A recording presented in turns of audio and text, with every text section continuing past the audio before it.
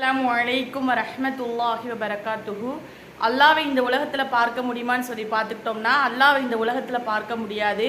மறுமையில மட்டும்தான் நம்ம அல்லாவை பார்க்க முடியும். மறுமையில யார் பார்ப்பாங்கன்னு சொல்லி பார்த்துக்கிட்டோம்னா நல்லடியார்கள், அதாவது யார் இறைவனை முழுமையாக நம்புகிறாங்க, இறைவனை சார்ந்திருக்கிறாங்க, அல்லாவுக்கும் அல்லாவுடைய தூதருக்கும் யார் கட்டுப்பட்டு இருக்கிறார்களோ அப்படிப்பட்டவங்க தான் மறுமை நாளில் என்ன செய்வாங்கன்னா அல்லாவை பார்ப்பாங்க.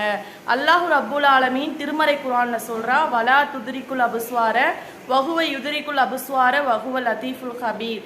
அவனை கண்கள் பார்க்காது, ஆனால் அவனோ நம்மளை ஒவ்வொரு நிமிடமும் ஒவ்வொரு நொடியும் ஒவ்வொரு நேரமும் நம்மளை கண்காணித்து கொண்டிருக்கின்றான் என்ற உள் உணர்வு இறையச்சம் நம்மிடையே இருக்க வேண்டும். அப்ப இந்த உலகத்துல நம்ம இறைவனை பார்க்க முடியாது.